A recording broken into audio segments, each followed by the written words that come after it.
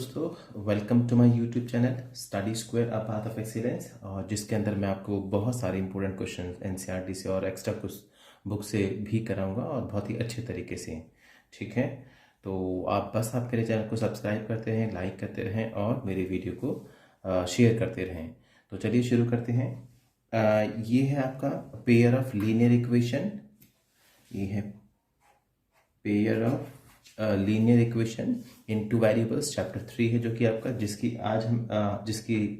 हम एक्सरसाइज 3.2 का question number 5 करेंगे और ये इस सीक्वेंस का पार्ट 5 है। ठीक है, तो चलो शुरू करते हैं। पिछली क्लास के अंदर हमने क्वेश्चन सॉल्व किए थे, क्वेश्चन 4 के 3 पार्ट तक और 4 एंड 5 नेक्स्ट 2 पार्ट्स जो है आपको होमवर्क के लिए गिवन थे। तो question number 5, half of the perimeter of a rectangular garden whose length is 4 meter more than its width is 36 meter. Find the dimension of the garden. तो यहाँ पर क्या बता रखा है? Half the perimeter of a rectangular garden. एक rectangular garden है जिसके पेरीमीटर का जो आधा है, ठीक है, half the perimeter of rectangular garden whose length is 4, जिसकी लेंथ कितनी है? 4 metre more than its width, इसकी विड्थ से 4 मीटर ज़्यादा है, 36 है। ठीक है, सिंपल क्वेश्चन है। तो यहाँ पर देखो उसने पूछा है कि find the dimension of the garden. तो गार्डन की डायमेंशन हमें निकालनी है, उसको हम एक्स और वाई अज्यूम कर लेते हैं। लिखेंगे late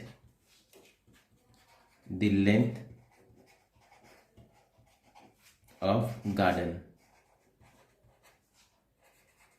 B X and width या ब्रेथ इज वाई मीटर। ठीक है, ये भी मीटर में है। ओके, तो ये हमने लेंथ को हमने x मीटर अज्यूम कर लिया और विड्थ को हमने y मीटर अज्यूम कर लिया है। ठीक है, अब अकॉर्डिंग टू द क्वेश्चन, अभी क्वेश्चन के हिसाब से क्या बोला गया क्वेश्चन में? Half the perimeter of a rectangular garden. अभी रेक्टेंगुलर गार्डन है तो जो पेरीमीटर है उसका फॉर्मूला क्या होगा? पेरीमीटर ऑफ रेक्टेंगल क्या होता है? 2 इन ब्रैकेट में l प्लस बी, और अगर इसका हाफ करें तो डिवाइड बाई 2। सो हाफ इसका क्या होगा? 2l प्लस बी अपॉन में 2, यही तो होगा हाफ, इज इक्वल टू।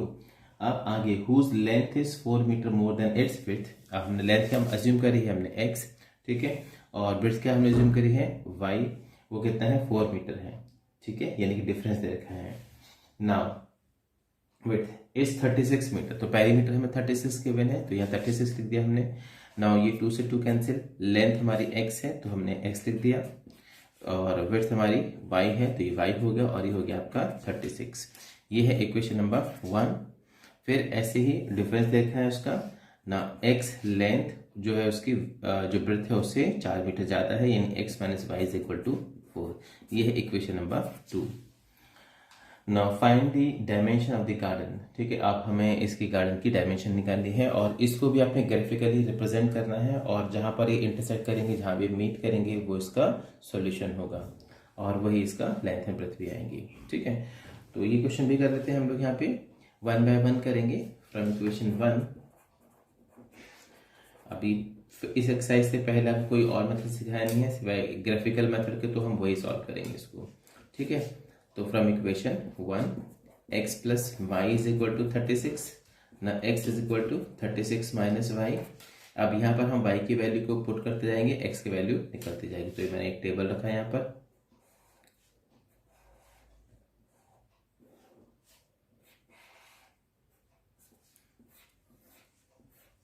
ये x और ये y। ठीक है, तो यहाँ पर हम y की वैल्यू लिख लेते हैं। कितना लिखें? 5 के गैप से आप 6 के गैप से आप ले सकते हैं। तो यहाँ पे हमने y 6 एज्यूम किया तो x आपका 30 हो जाएगा। हमने फिर उसके बाद और ये 12 एज्यूम कर लिया, तो यहाँ पर कितना बचेगा? 6 माइनस 2 4 और 3 माइनस 1 2 24। ठीक है, और ये 18 कर लिया तो यहाँ पर क्या होगा? आपका 18 बचेगा। ठीक है, तो इस तरीके से हमने वैल्यू निकाली। वैल्यू थोड़ी बड़ी बड़ी हैं लेकिन क्या कर सकते हैं, यही वैल्यू आएंगी, बड़ी बड़ी आएंगी। ठीक है, now second question from second equation. अब ये क्या है, x minus four is equal to x minus Y is equal to 4, तो x is equal to 4 plus Y. यहाँ पर भी हम एक टेबल बनाएंगे और जिसके अंदर इसकी वैल्यू रखेंगे। ठीक है, तो ये हो गई आपकी x और ये हो गई y। ऑलराइट, तो अब यहाँ पर हम y ले लेते हैं। तो मैंने ये 6 ले लिया, तो ये कितना हो जाएगा 10। फिर मैंने ये 12 ले लिया, ये कितना हो जाएगा आपका 16, और 18 ले लेता हूँ, ये कितना हो जाएगा 22। ऑलराइट, तो ध्यान देते हैं, अभी शुरू करते हैं इसका। अभी हम प्लॉटिंग करेंगे इसकी, और जहाँ पर इंटरसेक्ट करेंगे वो इसके सॉल्यूशन होंगे। ऑलराइट, तो प्लॉटिंग स्टार्ट करने से पहले हमें इसका हमें प्लेन बनाना होगा, तो शुरू करते हैं। तो अब हमारा ग्राफ तैयार है प्लॉटिंग के लिए। तो ये यहाँ पे ओरिजिन, ये मैंने 3-3 के गैप लिए हैं। देखो 3-3 के गैप इसलिए लिए क्योंकि देखो मोस्टली कॉमन 3 प्लेसेस हैं। देखो 3 की टेबल में ये भी आते हैं और ये भी आते हैं। ठीक है, तो कोई दिक्कत नहीं है इसके अंदर। सो पहला ये equation x plus Y is equal to 36, so x is equal to 30, ये रहा आपका x is equal to 30। Alright, तो y कितना आपका 6 है। यहाँ पर देख लेते हैं y कितनी वैल्यू है आपकी 6 आ रही है इस डायरेक्शन के अंदर। तो थोड़ा सा दिक्कत हो सकती है क्योंकि यहाँ पे आपको एक सेकेंड, ये रहा, तो ये आपका पॉइंट होगा लगभग यहाँ पर ये। तो यहाँ पर x की वैल्यू 30 और y कितना आपका 6 है ना। सेकंड पॉइंट आपका कौन सा है, x इज इक्वल टू 24, तो ये है आपका 24, ये रहा, और y कितना आपका 12 है, तो ये रहा y 12। तो यहाँ पर देखें कहाँ पर आता है ये, तो ये है 12 की डायरेक्शन और ये है 24। सीधा करते हैं इसको, थोड़ा बहुत दिक्कत हो सकती है, लगभग ये पॉइंट आ रहा है इस तरीके से। फिर उसके बाद x इज इक्वल टू 18, ये रहा 18, और y कितना है वो भी आपका 18 ही है। तो देखो ये है 18, ठीक है, तो सीधा कर देते हैं इसको थोड़ा सा, और ये भी 18 है, और मुझे लगता है ये यहाँ पर आएगा, नहीं ये 21, ये होगा 18। ठीक है, तो ये पॉइंट हमें मिल गया, ये है आपका 18 और 18 का। ठीक है, और यहाँ पर 24, और कितना था ये 24 पर 12। ठीक है, और इस तरीके से हम ये लाइन ड्रॉ कर सकते हैं। ये रहा पॉइंट। ठीक है, ये हमारी पहली इक्वेशन ड्रॉ हो गई है। राइट, इसका नाम भी आप दे सकते हैं, ये है x plus Y is equal to कितना 36। अभी अच्छा ये पॉइंट है, ध्यान रखना, ये सॉरी पॉइंट नहीं है, ये यहाँ पर केवल लाइन है ऐसे 30। अब आगे चलते हैं ना, x इज इक्वल टू 10, तो देखो 9 ये है, 12 ये है, और अप्रॉक्सीमेटली 10 हमने ये ले लिया। ठीक है, तो ये 10 हो गया, 10 पर y कितना आपका 6 है, सो ये 10 पर y आपका 6, ये है y, और इसको सीधा कर लेते हैं। यस, ये हो गया आपका लगभग यहाँ पर पॉइंट। ठीक है, तो ये x की वैल्यू 9 और ये 6, सॉरी x की वैल्यू 10 है यहाँ पर, ये है आपकी 10 और ये 6।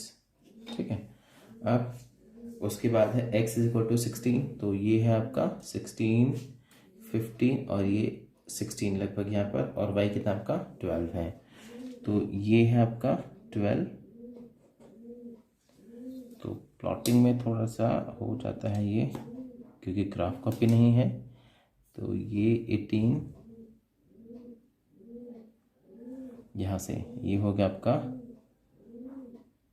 ये लगभग 18, तो ये है हमारा पॉइंट हो गया। x की वैल्यू है 18 और y कितना आपका 12 है। ठीक है, और लास्ट वैल्यू है 22 एंड 18, 22, 21, एक सेकेंड, ये x आपका 18 नहीं 16 था, ये 16 और ये 12। ठीक है। तो ये 16 यहाँ से एक सेकेंड 16 और 12, ये पॉइंट थोड़ा सा मिसमैच हो गया लगता है।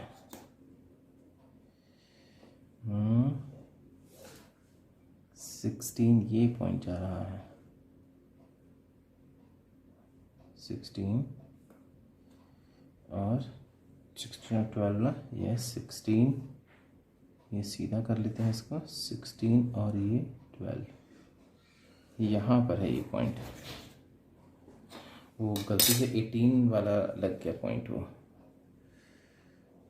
ये पूरा पॉइंट कैंसिल। तो ये है आपका x की वैल्यू 16 और y की वैल्यू 12। अब ठीक है ना, नेक्स्ट पॉइंट क्या है आपका, x की वैल्यू कितनी है 22 और y की वैल्यू 18। तो ये हो गया 21 और 18 आपकी y की वैल्यू है 22 और y 18, y है 18 और ये है 22, ये सीधा हो गया यहाँ पे। और ये 22 अगर हम देखें तो लगभग यही डायरेक्शन जा रहा है, यहाँ पर ये पॉइंट आ गया, ठीक है। अब इनको ज्वाइन करते हैं लाइंस को, इन पॉइंट्स को। तो ये इस तरीके से ये लाइन ड्रॉ हो जाएगी, ये पॉइंट यहीं पर है, ठीक है। और ये राइट, इस इक्वेशन का नेम क्या होगा, x minus Y is equal to 4। तो जो सॉल्यूशन होंगे डायमेंशन के वो यहाँ पर आए हैं, देखो इस पॉइंट पर। अब ग्राफ कॉपी में प्रॉपरली विजिबल होंगे तो यहाँ पर हमारे पास में जो y की वैल्यू बन रही है लगभग 15 आप ले सकते हैं, या 15 अप्रॉक्सीमेटली, तो आप ले सकते हैं इसको। तो ये थोड़ा सा ठीक लगभग 16 है ना। तो ये हमारे पास y की वैल्यू कितनी बन रही है यहाँ पर, y इज इक्वल टू 16। और यहाँ पर बात करते हैं, देखो ये है आपका इसी डायरेक्शन में, अगर इस पॉइंट को देखें तो ये है ना। तो x आपका 21 से पहले है, तो हम ये ज्यूम कर लेते हैं ये x इज इक्वल टू कितना 20 है ना। अभी हमारा x क्या था, लेंथ था, so length is equal to 20 metre, ठीक है, मीटर में ही था। और जो आपका विड्थ है, ये ब्रेथ है आपकी, तो ब्रेथ कितनी है आपकी,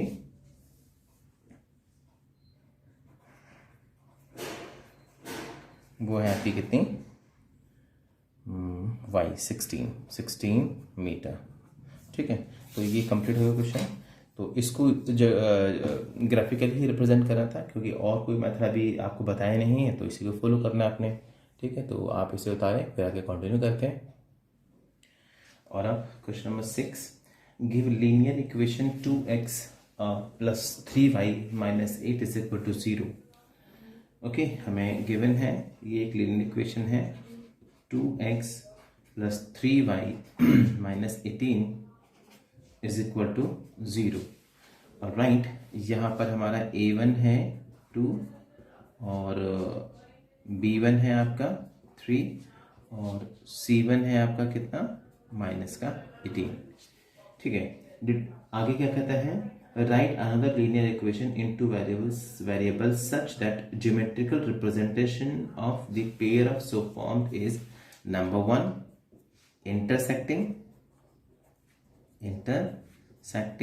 तो पहली पार्ट की बात करते हैं। इंटरसेक्टिंग का मतलब ये हुआ उनका यूनिक सॉल्यूशन है, और जो इंटरसेक्टिंग जो लाइंस होती हैं उनके अंदर for intersecting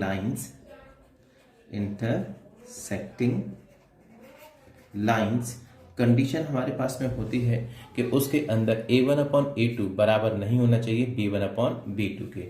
so a1/a2 should not equal to b1/b2। तो आप कोई सी भी ऐसी इक्वेशन ले सकते हैं, ठीक है। से सपोज करो a1 अपॉन 8, a1 तो ये रहा, मैंने दूसरी इक्वेशन ली, मानो 3x प्लस 5y और प्लस 13 इज इक्वल टू 0। अब ये है इक्वेशन नंबर 2।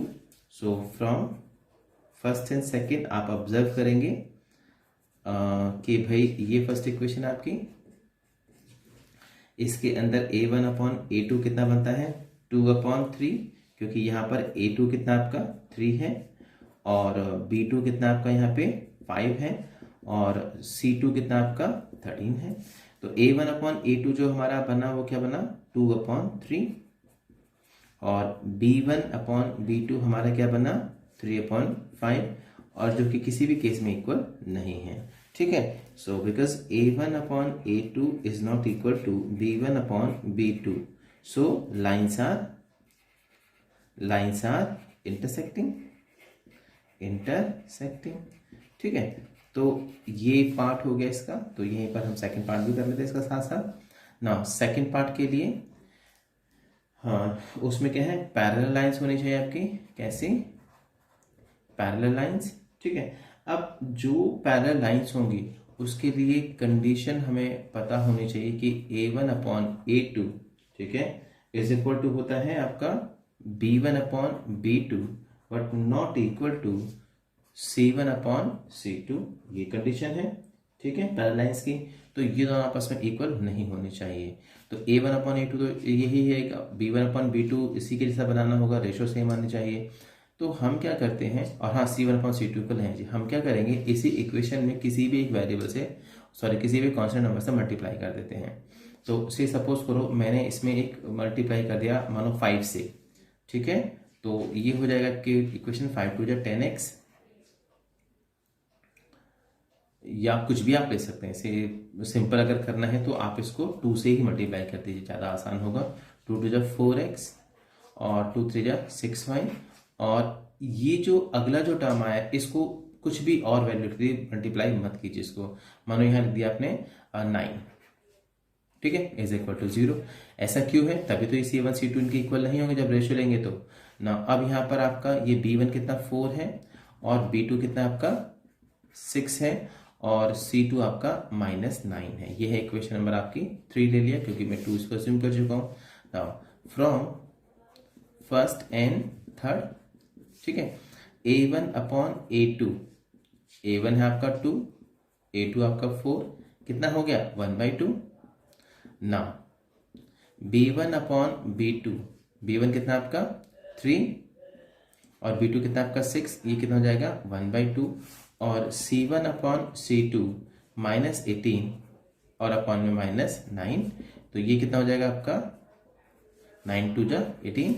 अब देखो a1 upon a2 1/2, b1 upon b2 1/2, लेकिन ये 2 आ रहा है, ठीक है, तो लाइंस कैसे होंगे, ये पैरेलल होंगी। ऑलराइट, तो हम लिख सकते हैं यहाँ पे because a1 upon a2 is equal to b1 upon b2 is not equal to c1 upon c2, so lines are parallel. ठीक है, तो ये लाइंस पैरेलल हो गई आपकी। तो दूसरी इक्वेशन आपकी कौन सी हो गई, ये वाली हो गई। नाउ थर्ड पार्ट भी कर देते हैं ऐसे ही यहाँ पर, ये और भी सिंपल है। नाउ थर्ड पार्ट, अब ये जो थर्ड पार्ट है उसकी कंडीशन आपको पता होनी चाहिए।